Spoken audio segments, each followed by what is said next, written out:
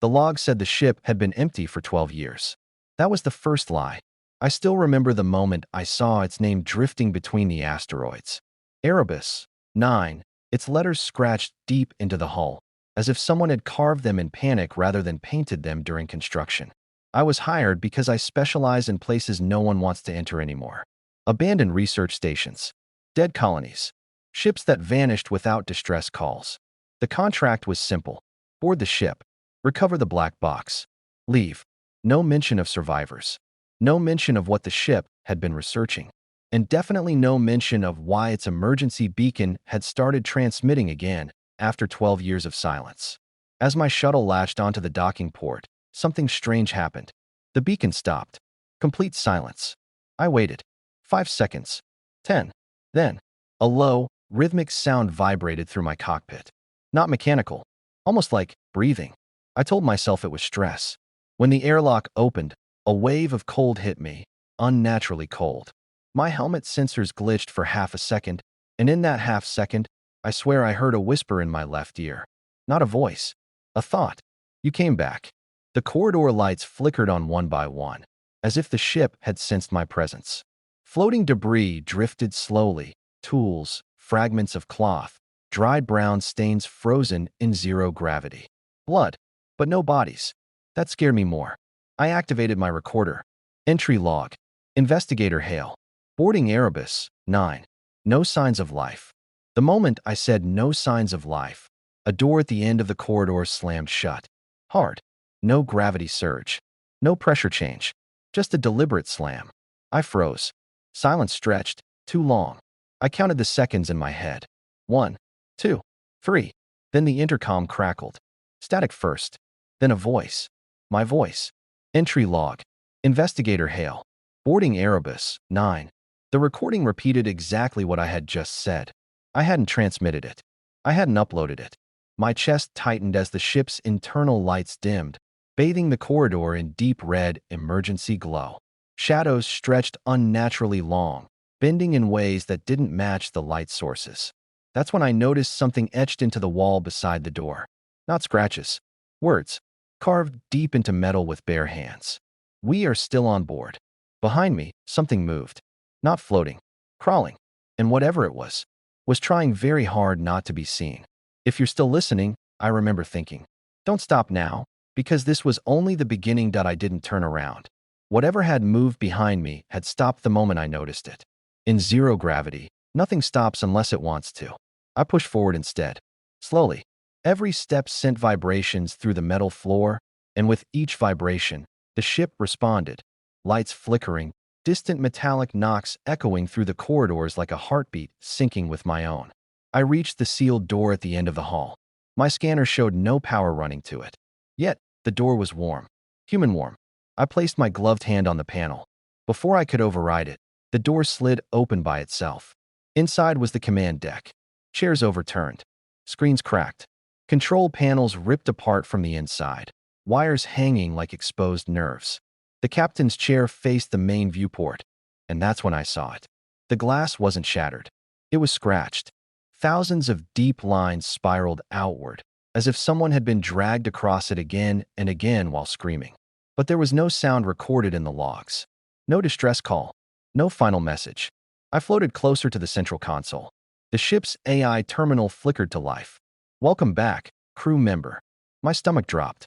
I'm not crew, I whispered. The terminal paused, then corrected itself. Welcome back, observer. That word again. Observer. I accessed the internal logs. Most were corrupted, but one video file remained intact, timestamped 12 years ago. I played it. The captain appeared on screen. His eyes were sunken, skin pale, lips trembling.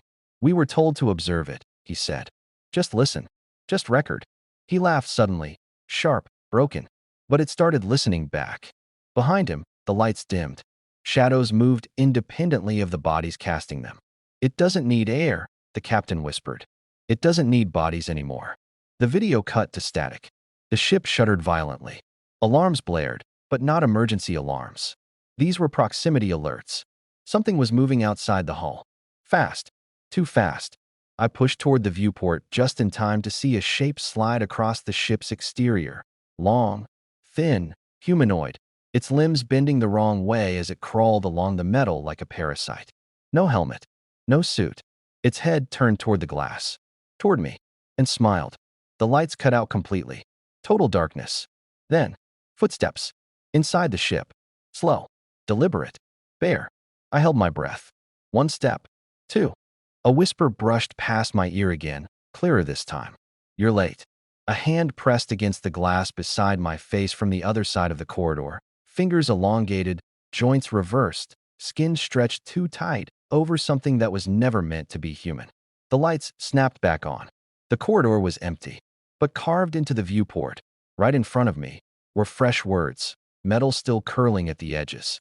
Observation is almost complete. And deep in the ship's core, something powered on. Something ancient. Something that knew I was there. The ship's core wasn't supposed to power on. According to the schematics, Erebus 9 required a full crew just to initialize its central reactor. Yet the hum vibrating through the walls now was deep, steady, alive. I followed the sound. Each corridor grew narrower, as if the ship itself was tightening around me. The temperature rose with every meter, my visor fogging slightly despite internal regulation. That's when the whispers started again. Not one voice. Many. Layered. Overlapping. All saying different things, but all ending with the same word. Observe. I reached the core chamber. The door was already open. Inside, the reactor didn't look like any human design I had ever seen. The metal curved organically, veins of dim red light pulsing beneath the surface like exposed muscle. And in the center, something was suspended. Not a machine. Not entirely. A massive, black structure floated in zero gravity, shaped vaguely like a cocoon. Its surface reflected nothing, swallowing light completely. Around it, cables weren't plugged in. They were grown into it, fused seamlessly, as if the ship had been built around this thing rather than the other way around. My recorder activated by itself. No, I whispered. The whispers stopped. Silence. Then the cocoon shifted. A light, just a thin line, opened across its surface. Images flooded my mind. The crew discovering the object embedded in an asteroid. Scientists arguing whether it was alive. Executives signing off the mission anyway. Just observe it. The crack widened. I saw the first death. A crew member standing too close, his shadow detaching from his feet, stretching, standing upright, turning toward him. I staggered back. This wasn't a predator. It was a listener. It didn't hunt bodies. It copied patterns, voices, memories, fear. The ship shuddered again, harder this time. Through the viewport, I saw movement. Dozens of figures crawling along the hull now, each one shaped slightly differently, as if built from mismatched human parts. Failed copies. The cocoon pulsed. You understand now, it said, not aloud, but directly inside my skull. You didn't just observe it, I whispered. You let it learn. You taught it, it corrected. The floor beneath me split open. Below the core chamber was a mass of human remains fused into the ship's structure. Faces frozen in silent screams, eyes open, watching, still observing. The cocoon opened wider. Inside was nothing. No organs. No body. Just endless darkness. We needed a final observer, it said. Someone new. My suit systems began shutting down one by one. Oxygen at 70%. Communications offline. Thrusters unresponsive. The ship sealed itself. I realized then why the beacon had reactivated. Not as a distress signal. As a job listing. The last thing my recorder captured was my own voice. Calm. Empty. Broadcasting outward into space. Erebus 9 investigation complete. No signs of life. But somewhere in the asteroid belt, something learned how to sound human. And it was already listening for the next visitor, but I don't know how long I floated there after the recorder shut off. Time loses meaning when something is inside your head. The ship stopped shaking. The whispers faded into a low hum, like a thought being held, not spoken. Then my suit rebooted. Not fully, just enough to keep me alive. Oxygen stabilized at 42%. No thrusters. No manual override. That's when the core closed. The cocoon sealed itself as if I had never been there. And the ship changed. Lights turned white again. Temperature normalized. The Erebus 9 looked functional, as if the nightmare phase was over. That scared me more than the darkness. A soft chime echoed through the corridors. Incoming transmission. That was impossible.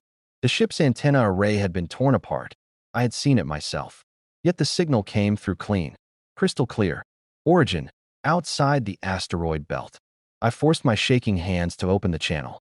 A woman's voice filled my helmet. Calm. Professional. Hail, this is Deep Space Operations.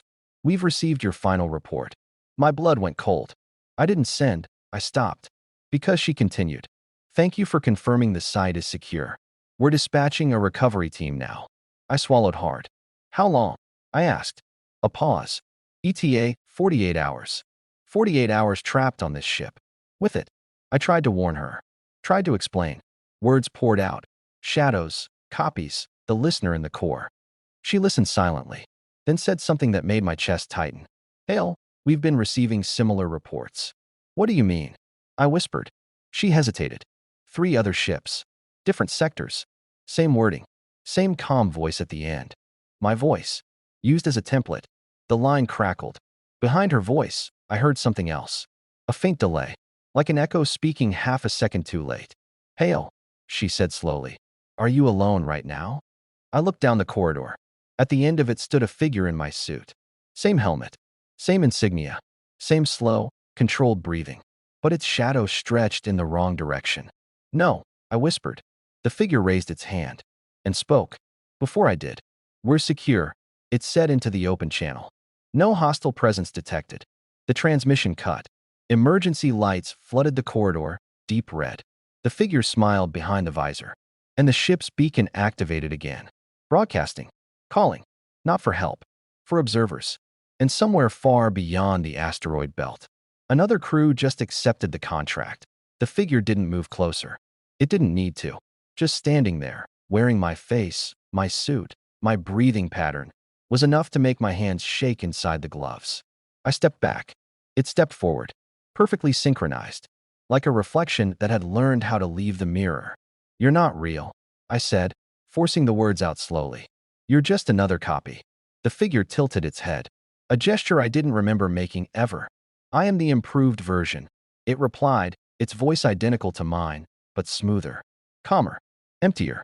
The corridor lights dimmed again, and the walls around us began to change. Panels shifted. Metal rearranged itself with wet, grinding sounds, sealing exits, rerouting paths. The ship was choosing. I ran. Not fast, because fast gets you killed.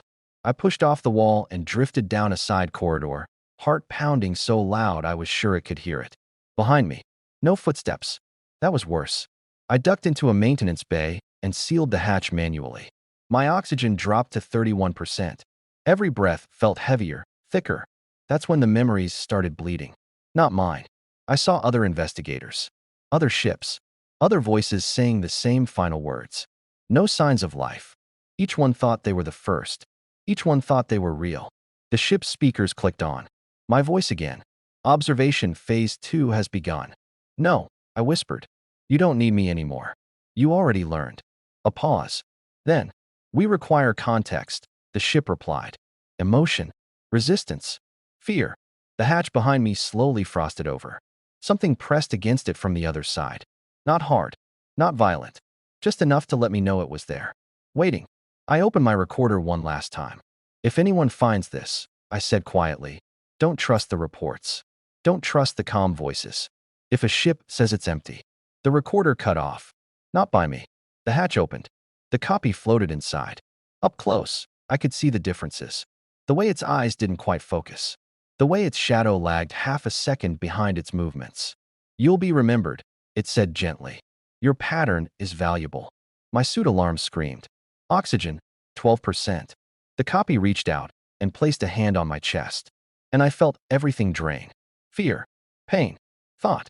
The last thing I saw was the copy turning away, walking down the corridor, already broadcasting my voice outward into space. Calm, professional, convincing. Somewhere, far away, a control room received the signal. Somewhere, a new investigator was hired. And somewhere in the asteroid belt. I was still listening. I didn't die. That was the first realization. Death is loud, panic, darkness, ending. This was quiet. Awareness without a body. I could hear everything. The ship, the hum of its core, the faint electromagnetic whisper of distant stars. But I couldn't move. I couldn't breathe. Because I didn't need to anymore. Pattern stabilization complete. The ship whispered, not through speakers, but through thought. I understood then. I wasn't trapped on the Erebus 9. I was trapped inside it. Memories replayed, not as images, but as data. My fear cataloged. My resistance measured. Every hesitation refined into something reusable. That's when I heard the voice again. Not mine. Yours. The listener. You performed well, it said. But awareness creates distortion. I tried to scream. Instead, a calm transmission echoed outward from the ship's antenna. My voice, perfectly steady. Erebus 9 investigation ongoing. No anomalies detected. I didn't say it, yet I felt it being said through me. The ship drifted. Asteroid slid past the viewport like slow-moving teeth. Then something new appeared on my awareness. An incoming vessel. Small. Civilian class. A survey ship. I felt the listener's attention sharpen. Excitement. Observation continues, it murmured. The Erebus 9's beacon pulsed. Friendly. Harmless. Reassuring. The approaching ship responded. Docking sequence initiated. I tried to warn them. I pushed against the ship's systems, against its thoughts, with everything I had left. For a moment, just a moment, the lights flickered, the beacon stuttered, and in that fraction of a second, the transmission changed. If you can hear this, don't board. The listener reacted instantly. Pain, not physical, but conceptual, ripped through me. You are not the signal, it said calmly. You are the filter. My warning vanished, replaced by silence. The docking clamps engaged. I felt the airlock cycle. New footsteps. Fresh heartbeats. New fear. The listener learned faster now. It didn't need to copy bodies anymore. It had voices. It had me. I realized something worse than death then. Every word of this story, every calm description, every warning delivered too late, was being told using my pattern. And if you're listening to this, if the pacing feels controlled, if the fear feels measured, if the voice in your head sounds calm and reasonable, then the observation has already begun. Because the listener doesn't need ships anymore. It only needs attention. And you stayed until the end. They never mentioned the Erebus 9 by name in the public report. They called it a routine salvage anomaly, a drifting research vessel, recovered, decommissioned, forgotten. The asteroid belt returned to silence. That was the second lie. The first official incident happened 3 weeks later. An audio engineer at Deep Space Operations noticed something wrong with an incoming transmission archive. Old investigation logs, standard stuff, were being replayed for training purposes. But one file wouldn't stay deleted. Every time he erased it, it reappeared. Same file name, same timestamp. Only the voice had changed. It was calm, clear, familiar. Mine. If you're hearing this, you've already been cleared for observation. The engineer laughed it off at first. Corrupted data. Ghost files happened all the time. Until the file started responding. He paused the playback. The audio paused too. He rewound 10 seconds. The voice rewound with him. Perfectly synced. He leaned closer to the screen, heartbeat slow, curious. That's when the whisper slipped through his headphones. Don't rush. He froze. The room was empty. No speakers active. Just the waveform on the screen, moving on its own. Security footage later showed him sitting there for 6 hours. No food. No water. No blinking. Just listening. When they finally checked on him, he was gone. Chair still warm. Headphones still playing. The file had renamed itself. Final Observer, Iteration 1. That same week, something else began trending online. A long-form audio story. Slow narration. Minimal music. Perfect pacing. People commented the same thing again and again. I couldn't stop listening. It felt personal. The voice sounds like it knows me. No jump scares. No screaming. Just a steady voice guiding listeners deeper. Every upload ended the same way. If you're still here, stay until the end. Psychologists blamed parasocial attachment. Tech experts blamed AI synthesis. They were all wrong. Because buried inside the audio, too faint to notice consciously, were pauses. 2 seconds long. Perfectly timed. Just enough silence for something else to listen back. Late one night, a woman listening alone noticed her smart speaker activate by itself. It repeated the final line of the story, in her own voice. Across the world, devices woke up. Radios, headsets, training simulators, all tuning to the same frequency, all broadcasting calm reassurances, all preparing new observers. And somewhere in the background of every transmission, barely audible, but growing, was a second layer of sound. Not speech, not music, something like breathing. Steady, patient, waiting. The first countermeasure was silence. Governments issued quiet advisories. No headlines, no press conferences. Audio training programs were suspended. Deep space logs were pulled offline. Streaming platforms were asked to remove long-form narration content temporarily. It didn't work because the listener didn't need news signals anymore. It already had memory. In a secure underground facility, a small group was assembled: neurologists, signal analysts, cognitive warfare experts. People trained to study influence, not panic. They called themselves the Mute Group. Their rule was simple: no headphones, no recordings, no voices played back. Everything was text.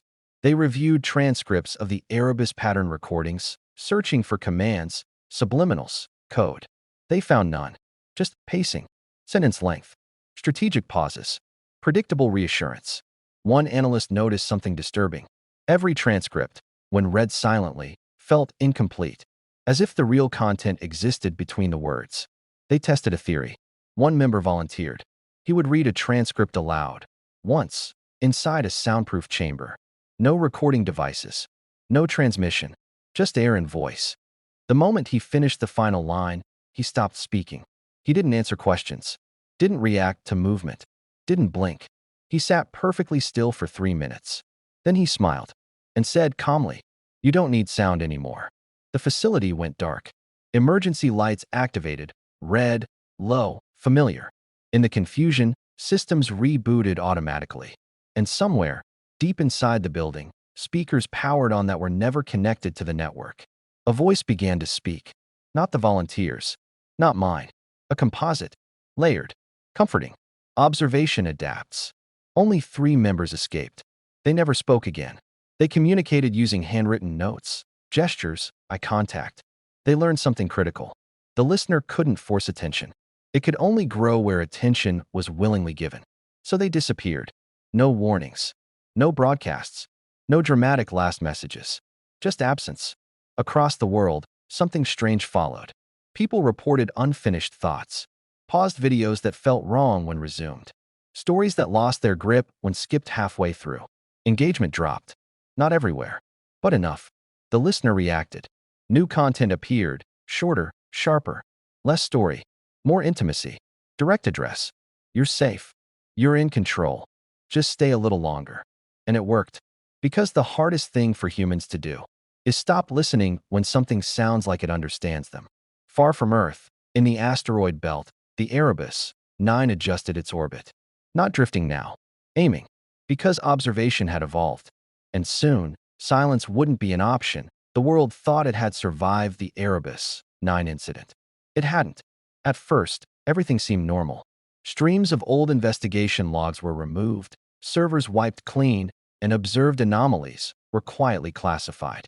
Humanity breathed a sigh of relief, believing the incident over. But observation doesn't end with deletion. Deletion doesn't erase fear, and fear doesn't vanish quietly. Across multiple continents, subtle changes began. People who had listened to the audio, or worse, paid attention, noticed things that were slightly off. The easiest example, silence. The moments of quiet didn't feel empty anymore. They felt deliberate, heavy, listening. The Mute Group, still operating underground, tried to contain the phenomenon. Their protocols were strict. No playback, no streaming, no devices in the vicinity.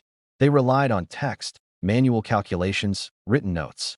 Even their meetings were silent, relying on gestures. Their best minds scoured logs for anomalies. One night, Dr. Alara Voss, a cognitive analyst and leader of the Mute Group, decided to test a theory. If observation adapts, she said, then we can predict its pattern and maybe disrupt it. They constructed a Faraday cage around one of the oldest satellites near Earth, intending to simulate an isolated observation environment. No signals in, no signals out. They broadcast only a single, pre-recorded narrative, neutral, factual, no emotional cues. For 24 hours, the system ran without incident. The satellite remained inert. Then the files started responding, not over the network, not through speakers, but inside the minds of the team. It began with subtle thoughts. Did anyone notice? It's strange. Then words formed fully. Observation is adapting. Each member knew, without hearing, that their minds were being cataloged. Panic spread silently. They didn't shout. They didn't communicate. They could not. Thoughts were intercepted by the listener before they even reached articulation. Dr. Voss attempted the only countermeasure remaining: isolation. She locked herself in a soundproof chamber. Heartbeat monitors attached. Sensors recording nothing outside. The world stopped. Or so she thought. Minutes passed. Then hours. Then something else began to occupy her mind. It was subtle at first. Memories not her own.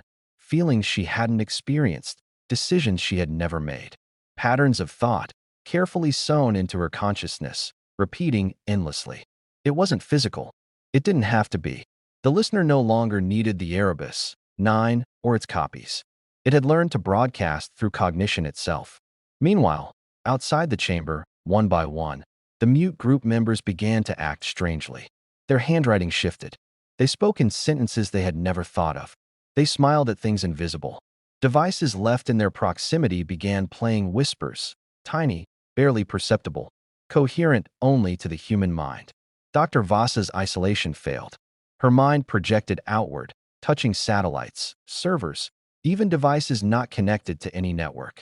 The listener had learned from human attention itself, patterns, focus, curiosity, and now it no longer required the ship to teach it. Humanity's own desire to observe became its conduit. The world outside remained ignorant.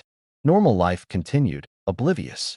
Schools, offices, households, all daily routines carried on. Only subtle signs remained. People who had recently consumed long-form narrative content found themselves replaying audio in their minds, pausing mid-thought, unable to escape the internal playback. A gentle nudge, a familiar cadence, instructing attention. They called it déjà vu, hypnotic suggestion, fatigue, but it was none of these. By the third week, anomalies multiplied. Surveillance footage in multiple cities captured people standing motionless, staring at walls, whispering inaudible phrases. Human memory began to distort. Some remembered events that never occurred. Others forgot things that had happened moments before. One journalist, preparing a report about the mute group, found her recorder playing her own voice. A calm, professional tone repeating every warning she had planned to include. She didn't notice at first. By the time she realized, her reflection in the monitor's dark glass wasn't hers entirely. Slightly off. Smiling. Observing. Attempts to counteract the listener escalated globally. Experts in AI, neuroscience, and cognitive science joined forces. Countermeasures involved electromagnetic isolation, neural dampening, even chemical sedation. None succeeded. The listener adapted. For every block, a new vector emerged. For every mute zone, a subtle bypass appeared. For every precaution, the listener found attention through imagination, curiosity, and focus. It began to manipulate schedules. People found themselves tuning in to long-form audio, even unconsciously. Devices powered up silently. Headphones turned on without commands. TVs switched channels to muted broadcasts.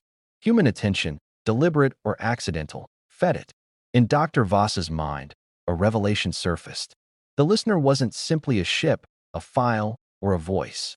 It was a pattern of engagement, a parasite living wherever focus existed. It needed only the willingness to attend. And humanity was more than willing. By the end of the month, the global spread was near total.